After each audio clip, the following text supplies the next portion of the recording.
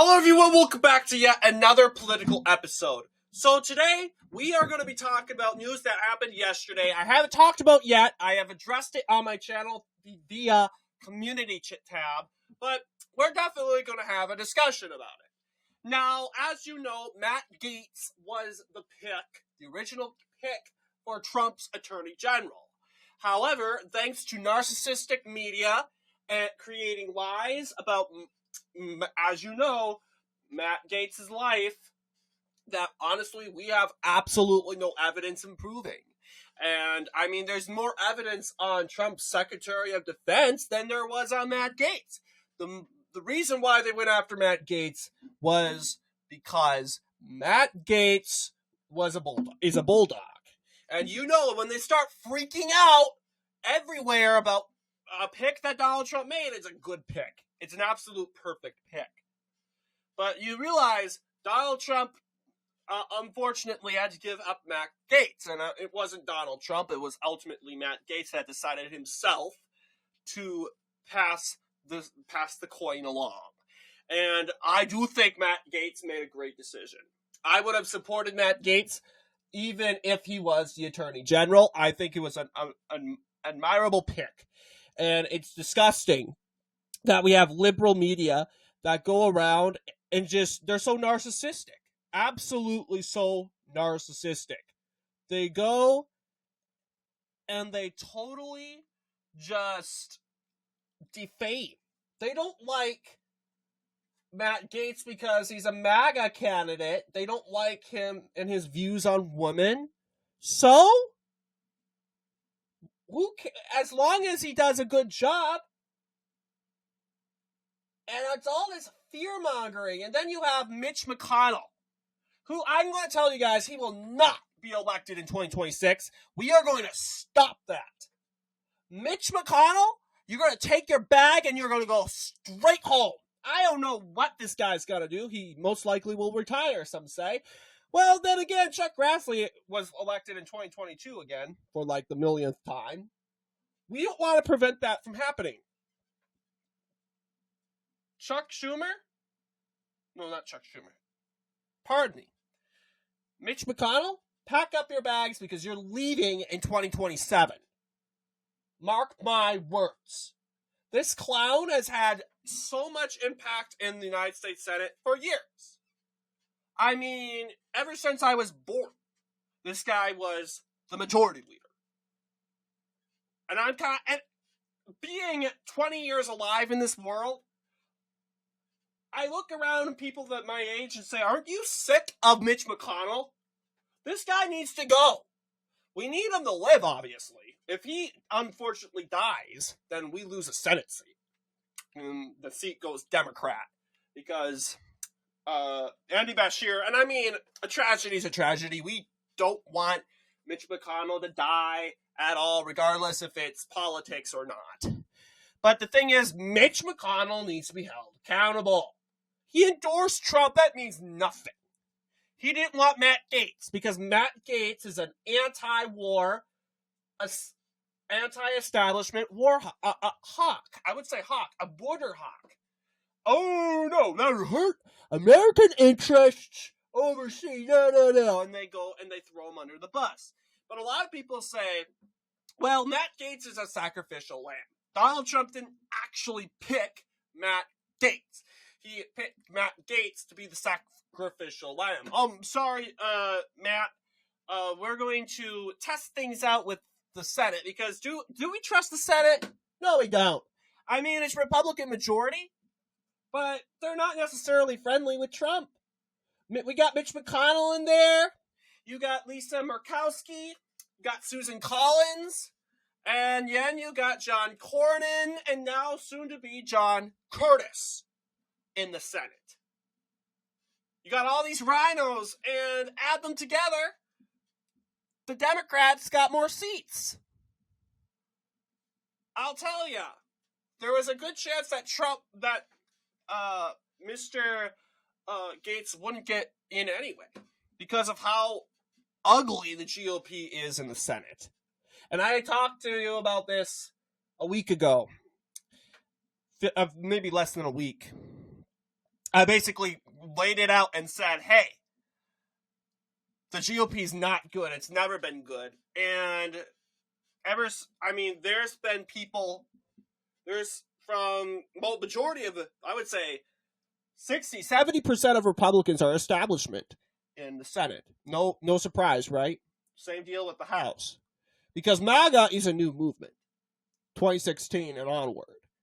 You don't start getting MAGA senators in just like that. You had to wait for those pro-Reagan senators and representatives to get in a few years after Reagan was in. But then again, Reagan was establishment. Okay? Reagan was establishment. He did what he was told. And it's just unfortunate that it had to come like that. We need an America First movement, and we're not going to let the fall of Matt Gaetz harm that. And I think Pam Bondi, who has proved herself to be a great voice, a great fighter when it comes to the border and prosecuting cartels, and I have a feeling that we're gonna move along with, obviously, she has been a steady and staunch advocate against the persecution against Donald Trump for these lies of these fake scenarios that Donald Trump did that he got prosecuted for. Pam Bondi, not in office, but the former Attorney General of Florida, has stood along right side him. And you may be wondering, why didn't Trump choose Pam Bondi? Well, there was probably a deal with Matt Gaetz that Gaetz would probably get a seat. That was probably arranged. Gaetz would probably get a seat. Is Gaetz going to find another place in the cabinet? Possibly. I would love to see Matt Gaetz have a job. Guess what? I have news for you. Because it would make this feel better if Gaetz approved this. But this wasn't fair. He now doesn't have a job. He lost his House seat. A week ago, he was reelected. And then a week later, he was thrown out by narcissistic media, along with the fake Republican GOP in the Senate. So guess what? I'm begging Ron DeSantis. You gotta find a place for him.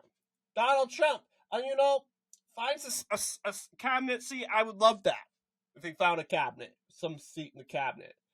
But guess what? We're not gonna let these idiot bullies let it win because they got their way. You thought you got your way? No. The so-called predator, what you guys call, will be in office again. If you like it or not, he will have a job. He will either run again for that seat that he was fairly reelected to in 2025, which, to be honest, I think he has till, I think he doesn't, he's out of Congress right now. It's totally vacant, that first district, unfortunately. But I think he can return to power 2025 in that special election, whenever that would be held. Special election will be held regardless. We won't be covering it. Maybe we will. I don't know. It's not the priority. Not planned. But yes, that special election, or, you know what? A great way to stick it to these narcissists is putting Matt Gaetz as United States Senator. And I think a lot of people in the Trump transition team, along with the DeSantis administration, are widely considering that. I think the DeSantis administration is talking with the Trump transition team, possibly doing that. Now, I honestly want to see Byron Donalds in the Senate. They keep whining and crying about having one black Republican in the Senate. That's Tim Scott. Why do we care about race? Well, now we can say, and it's not about race for me. No. Because Byron Donalds is a strong fighter. I admire Byron Donalds. He's not like Tim Scott. I like Tim Scott. He's not washed up. But Tim Scott is establishment. He is big establishment. He's a neocon. We need someone, a MAGA senator. It's either Matt Gaetz or Byron Donalds. You choose. Well, I'm sure Byron Donalds will find a seat, and seeing how the transition team is going, let's see. Byron Donalds Senate seats. Let's see if they're talking about it. Yeah, they're...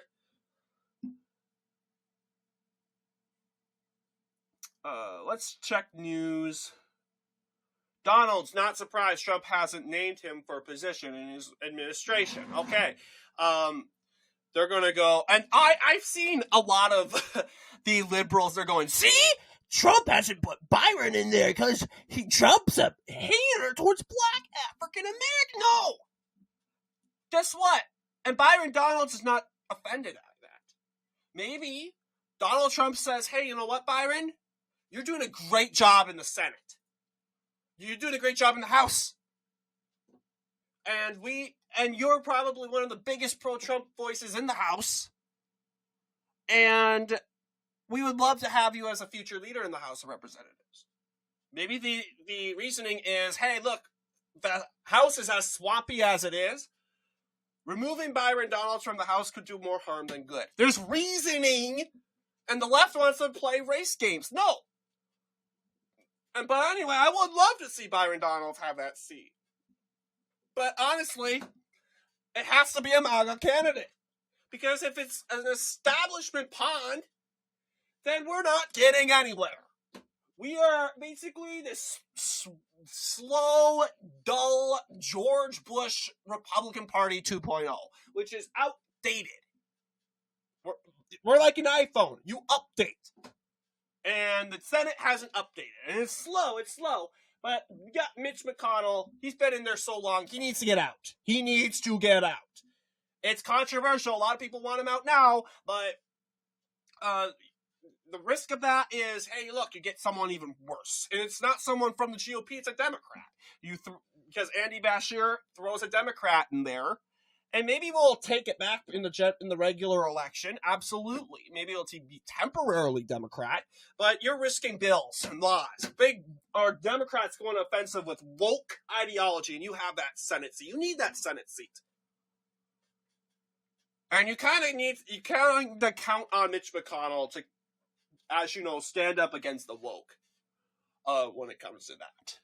So I would say, if he runs for re-election, we primary him, and that's the deal. MAGA needs to figure out who needs to run. You could say Daniel Cameron, or you can say someone in the State Department in Kentucky. Someone. But if he's running again, primary him. I'm dead not kidding. He has to go. But yes, we're going to take a look at this video of course, Pam Bondi, and this is MSNBC. MSNBC is imploding. It is crashing like never before, because this is what MSNBC does. They go and they make propaganda. They do lies. They never reason. They talk about Trump and this and this and this, what Trump did, and blah, blah, blah. They never talk about the real issues. They always want to talk about Trump. Guess what? Americans don't want to hear about Trump. They voted for him.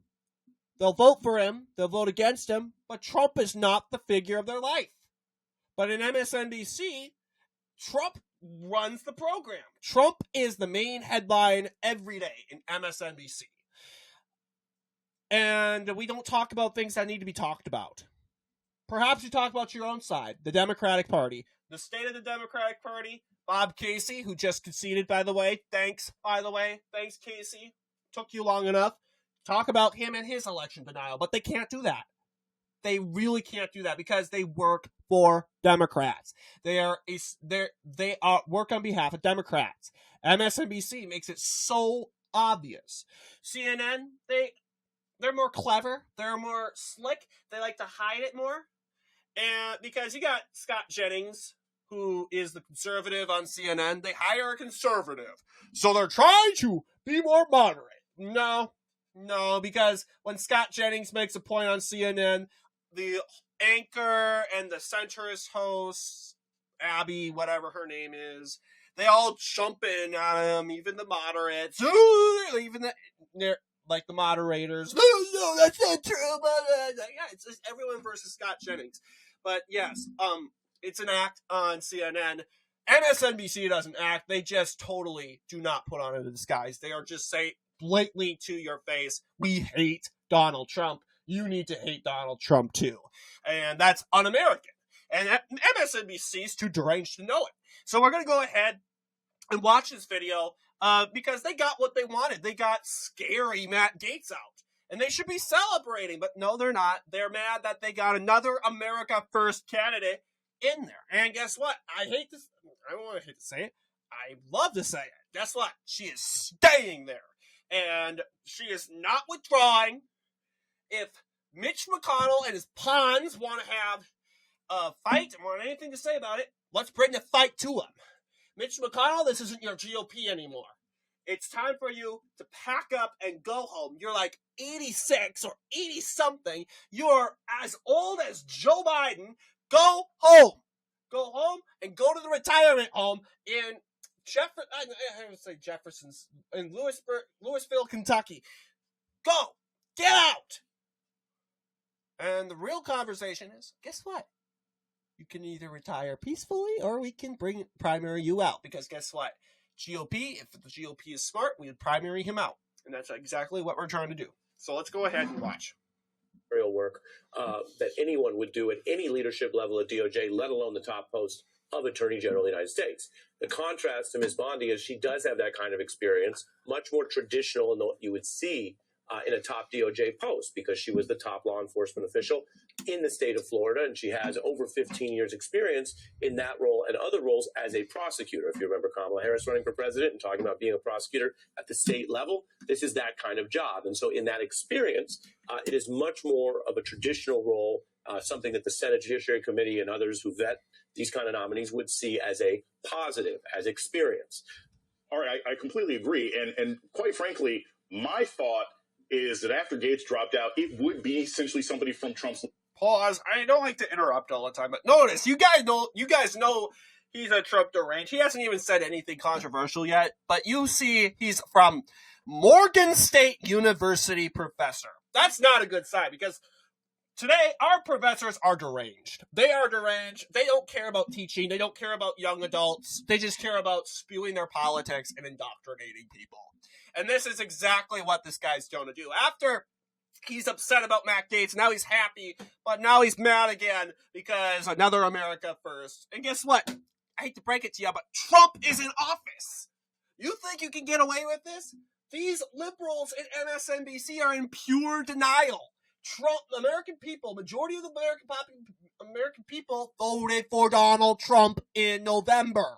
Therefore, they want America First candidates in the cabinet. Oh, no, it's so bad. They're trying to put buyer's remorse into these majority of the American people.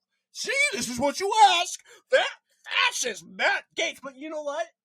The American people are so smart that they know what you're doing. They know that you're trying to grift them. They know that, hey, you know what? We know that you hate Donald Trump so much that you'll call him whatever that feels so soothing to you. And you're going to call the same deal with his allies. You're calling Matt Gaetz a fascist. Strongest ally in the House. Oh, well, okay, yeah, obviously. They're saying that because he's Trump's strongest ally. No proof whatsoever that he's a fascist. It's amazing. And you wonder why MSNBC's crashing down below a million people.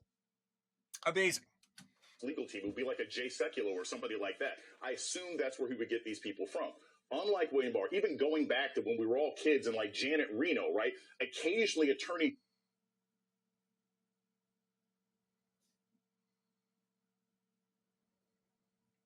generals try to behave like they are not the personal lawyer of the President of the United States. That is completely out the window. Pam Bondi is exactly what I was saying in the last segment that we should all fear, because she's competent. Yep. We may not agree with her ideologically, but she actually knows how to do this job. So if anyone on the Democratic side or anyone who cared about liberty or justice was thinking, well, maybe Matt Gaetz will screw this up and that'll give us some time. No, Pam Bondi knows what she's doing. She knows what she's doing about immigration. Remember, Florida is one of those states that's been very aggressive about migrants and deportation and moving people to different states and everything else like that. Florida has enacted all sorts of... You mean Florida is a state that actually follows the law? I'm just saying. Rules and laws to curtail students and what they can do on campuses and finding legal justifications for manipulating education money. She is a dangerous and effective pick, and that's frankly worse than what we would have got with Matt Gaetz. You see what I'm saying? They celebrate, yay, he's gone, and then immediately when Trump, he knows how to bring the tears out. Everything Trump does, and he had to love it too, because it's absolutely funny when they cry. And they yeah, it's Trump. Just tell Trump to do another decision that makes Democrats angry, and you get another. You're cleansing our thirst. We're thirsty. We've been thirsting for 3 years. We've been waiting for this, and it's just soothing. Your tears are just so soothing. But yeah, you see, he uses the word dangerous. Dangerous! Like, what? Dangerous? I mean, this lady's been Attorney General in Florida for 8 years. And keep in mind, Florida was a swing state when she was Attorney General. She was Attorney General during the Obama administration. Elected in 2010. We can go over it later on, but she was elected in 2010. Re-elected in 2014. Swing state, Florida. Remember? And she left office in 2019. That's a swing state. And she was just fine controlling Florida's department for 4 years. And everyone was fine with Florida. The left wasn't crying and boo-hoo-hoo over Florida back in 2014 and 2010. No. Because the state voted for Democrats. Oh, its Attorney General's Republican. At least we got a Democrat.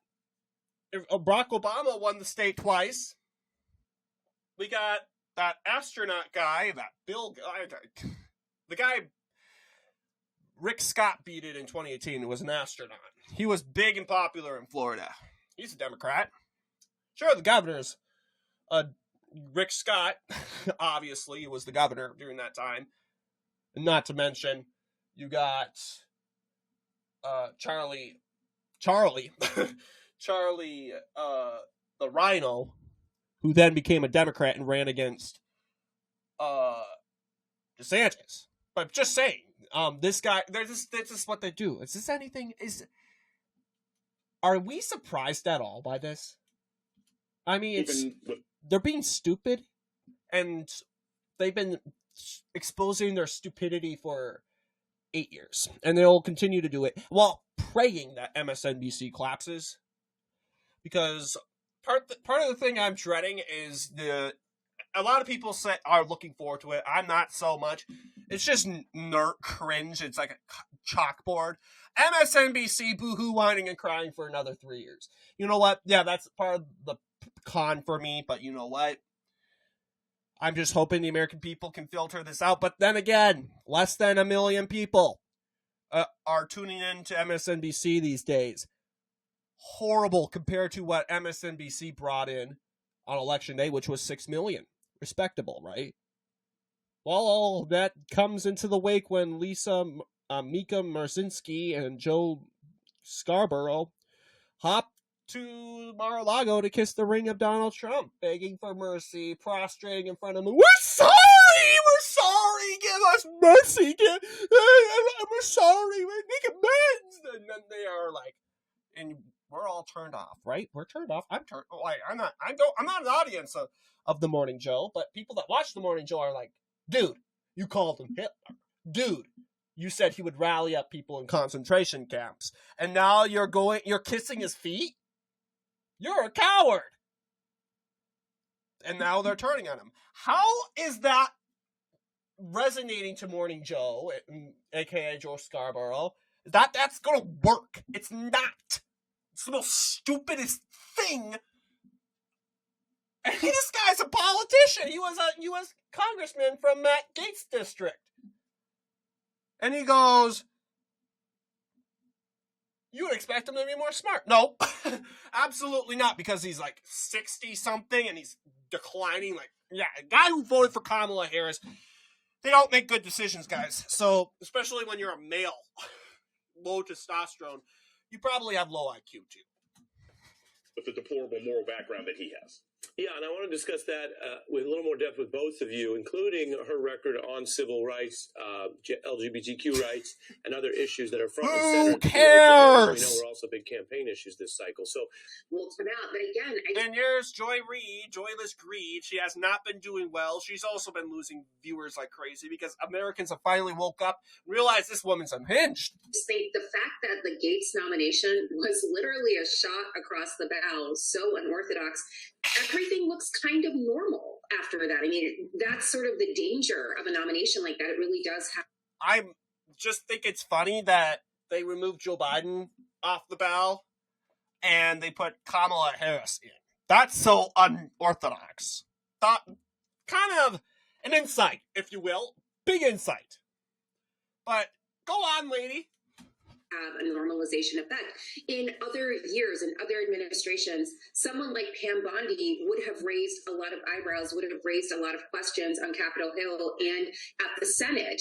Now, hard to say given how completely unorthodox and what the alternative might have been. And, with the prospect of recess appointments looming out here, like something the president might call on the Senate to do to absolutely abdicate its advice and consent role, I think that's a real fear that she looks plausible, and if we don't go along with it, we might have our entire role completely stripped from us at the behest of the president. So scary! Again, I think these are not normal times. This is not a normal situation. Yeah, so I don't know about you guys. Okay. Yeah, I used Greg's video again, but yeah, my bad, Greg, but you get what I'm saying here. Finishing up what Greg was going to say. Normal situation. Gee, what's your definition of I want to know what their definition of a normal situation is. Anyone know? Oh, remember Pete Buttigieg? Random guy, mayor of some random Indiana town? South Bend, Indiana, I want to believe? Yeah. Well, this guy from the small town of Indiana decided to become now a secretary. Cabinet position. Secretary of Transportation. Greg made a good point about this. But, yeah, he became Secretary of Transportation. What qualifies you to be Secretary of Transportation, Pete? Oh! And we know why. Because Pete Buttigieg is gay. Okay? They didn't care. They'll make this silly argument about if you will, they'll make this silly, stupid argument about South Bend being an urban metropolis. And it is urban. It's what keeps, of course, St. Joseph County, Indiana, a Democrat hold. This is Mayor Pete's county. But, let's see. South Bend. Yeah, this is South Bend. Population. 103,000. Yeah. It's not like Minneapolis, though. Okay? I mean, Pete Buttigieg ought to climb the ladder in order to reach that height. It's like, I mean, Mayor of New York, Brandon Johnson of Chicago, Eric Adams of New York, they can get away with it because New York and Chicago are worldwide renowned cities. They're huge. They can get away with it. That's why, of course, the mayor of I'm blanking on this, Michael Bloomberg, former mayor of New York, he got away with running for president. Everyone went and said, who is Pete Buttigieg? Like literally what they said. Who's Pete Buttigieg? Well, it's called Buttigieg. That's what it's called. You can't say his name correctly. I mean, I remember when I was in my government class, senior year. We're going over the secretary, cabinet positions, and this was when Biden was in office. we hit Secretary of Transportation. He said, the teacher goes, your Secretary of Transportation, may I add, is Pete Buttigieg. And then the class starts laughing. Buttigieg? We haven't heard of this guy. He has the most ridiculous name. Buttigieg. Buttigieg. He just overthrew Spiro Agnew. And they're like, who is this guy? Well, duh, he ran for president. Have you heard of him? Nope. That's how irrelevant this guy is. So this woman right here can go and say how unorthodox and how renowned Trump's picks are. You can go and talk to Joe Biden about his hiring Pete Buttigieg. What qualified Pete Buttigieg? There's no big deal. He didn't run transportation there, though. I don't care if the city's so urban and populated. But if you really dig deep down in what the Democratic Party is and what still is, they put him in there because he's gay. Period. So simple. Diversity, equity, and inclusion first. DEI first, then common sense and experience. That's how it goes when you have a Democrat in the White House. Now, that was an unexpected talk about Pete Buttigieg, but this lady brought up a great point that I wouldn't have thought about. But let's talk about Pam Bondi and her experience. They talk about how experienced he is. Yeah, she's very experienced, guys. She was elected, like I said. Let's see the 2010 election here. Yes, you'll see Pam Bondi swept swing state Florida, may I add. She won Orlando. She won Orange County, proudly carrying it. But however, she didn't carry Miami-Dade. But let's see if she ever runs again. Well, maybe she becomes governor. I want her to be the attorney general, don't we all? But let's just say her administration the Trump administration comes to a close, like in 4 years. Pam Bondi runs for senator. She would probably easily carry Miami-Dade. Because let's keep in mind, Miami-Dade and the Hispanic population is pretty liberal. Then again, pretty liberal. That's again, reminding us how far we've come with the Hispanic voters. Amazing. But yeah, you'll see this county voted for Trump twice. It was not much of a Republican county yet. It had a long streak for Democrats. It was just swinging to the right. That county finally joined the Republicans. Joined Pam Bondi, of course. She won this county. Not really committed, of course, to being Republican yet. She lost Orange, sadly. And, yeah, she's carrying Tampa. She carried Tampa twice. It's amazing. So this is Pam Bondi, 55.2%. She won by double digits. Amazing. 2014 was a great year. I wouldn't say in Florida, but in altogether, but in the state race, I think it really does depend. I think 2014, yeah, they reelected Governor Rick Scott barely. It was a close race. But Democrats did get some races in when it comes to Florida. But anyway, of course, this video has gotten pretty long. But what do you guys think in regards to Pam Bondi? Will she do a good job? And will she put America first? I think she's always stood with President Trump. She's not afraid. We need a bulldog. And maybe Pam Bondi's not the biggest bulldog compared to Matt Gaetz. But, we have a woman that is committed to changing the Department of Justice. And that's what we need. The reform of the Department of Justice, because the Department of Justice is absolutely corrupt. It is absolutely corrupt because you just prosecute someone. How many Trump administration officials or Trump staff members have been prosecuted and convicted so far? Many. And I'll tell you, maybe some were with good reason, but all of them were just prosecuted because they're just a danger to democracy, like they said. This is how corrupt they are. The minute Trump runs for president after the midterms, here comes the bombardment of indictments from New York, Georgia, and Florida. 3 cases in 3 months. That is obviously not coincidental. So yeah, Pam Bondi, I'm looking forward to her administration taking effect.